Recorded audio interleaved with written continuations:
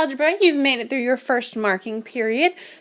You are 1/6 the way done with your school year.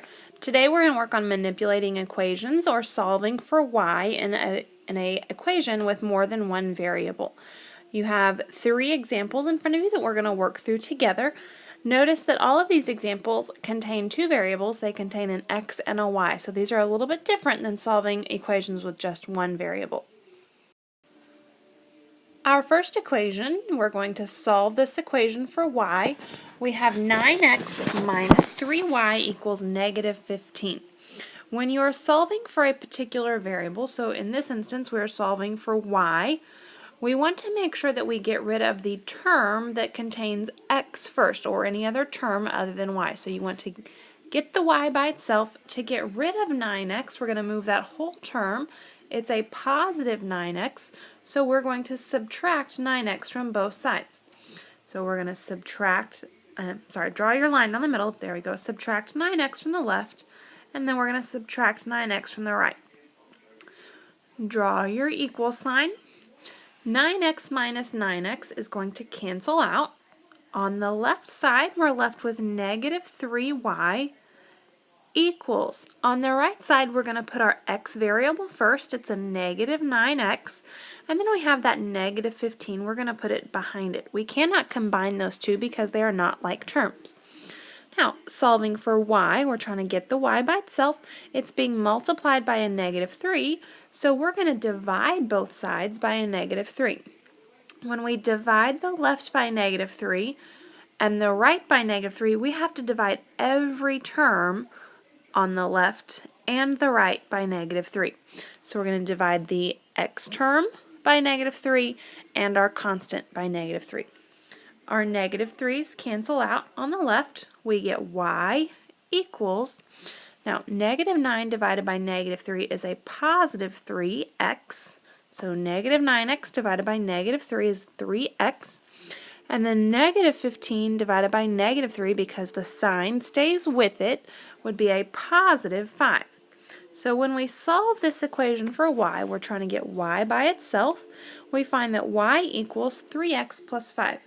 You'll notice this is different than solving one variable equations because we don't just have a simple number answer, we have an equation for our answer. So this whole thing is your solution when you solve for y. For our next example, we're going to solve the following equation for y. We have 15x plus 6y equals 12. When you solve this for y, remember you want to move your term with the x first, and then you're going to divide by the coefficient of y. So you're going to add or subtract the x term, and then divide to solve for y. To get rid of a positive 15x, we're going to subtract 15x from the left. If we subtract 15x from the left, we're also going to subtract 15x from the right. When we have a positive and a negative, 15x are going to cancel out. We're left with a positive 6y. On the other side, we've got 12 and negative 15x. We want to put our x term first. We're going to have negative 15x. Since the 12 was positive, you have to put a plus 12. Remember, you cannot combine those two because they are not like terms. One of them has a variable and the other one does not. Now, we're trying to get y by itself, so we're going to divide both sides by 6 since it is being multiplied by 6. When you get to the other side of the equation, you want to divide each term by 6. So we're going to divide the x term by 6 and the constant by 6. 6 divided by 6 cancels out. We're left with y equals, on the other side, we have negative 15 divided by 6. You do not want to have a decimal, and you do not want to have a mixed number. We're going to leave this an improper fraction, but we are going to reduce it. So negative 15 divided by 6, they can both be divided by 3. So negative 15 divided by 3 is a negative 5. And then 6 divided by 3 is 2, so we have a negative 5 halves x. We're going to put the x after our fraction. And then 12 divided by 6 is 2, so we're going to have a positive 2. Our solution to this when we solve for y is y equals negative 5 half x plus 2. And again, this is different than when we have a single variable. When we have a single variable, we get one solution. Here we have y equals negative 5/2 x plus 2, and that is our solution. For our last equation, we're going to solve this for y again. We have 2 times negative 8x plus y equals negative 10. This is going to require an extra step because we have the distributive property with our 2 in front. Remember, when there's a number in front of parentheses and no sign between them, it means it's going to be multiplied. So we're going to distribute the 2 to both of these terms before we can solve for y. We're going to multiply 2 times negative 8x would give us a negative 16x. And then we have to distribute the 2 to our second term, which is our positive y. So 2 times positive y is plus 2y. And this equals negative 10. Now, when we're solving this, we're going to split our equation into two parts. We're looking to get the y by itself. After we've used our distributive property, we're going to make sure we move the x term first.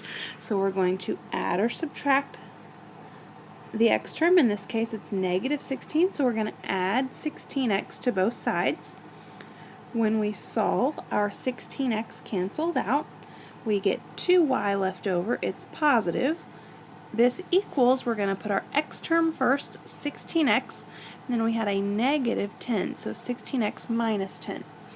The next thing we're going to do is we're going to get the y by itself. It's being multiplied by 2, so we're going to divide both sides of the equation by 2. When we divide the right side of the equation by 2, we're going to divide both terms by 2. The 2's cancel out. We get y equals, and 16 divided by 2 is 8x, and negative 10 divided by 2 is negative 5. So y equals 8x minus 5. We've solved for y because the y is by itself. In each of these three examples, we've been solving for y. We're manipulating the equation, we're moving things around in order to get it to look how we want. The first thing we did, or one of the first things we did, is we add or subtract the x term. You always want to get the x term to the other side when solving for y. To move an entire term, you have to use addition or subtraction. And then the second thing we did was we divided or multiply to solve for y. Most of these we divided. Sometimes you will multiply if your y term is being divided by something. So divide or multiply by the coefficient in front of y. In some instances, there will be more than just two steps. When we had our distributive property, there was an extra step, or if there's other like terms that need to be combined, those may be things that you need to take care of before you can add or subtract the x term and divide by the coefficient of y. Make sure you write down any questions that you have for class tomorrow, and we'll be working on this when we come into class.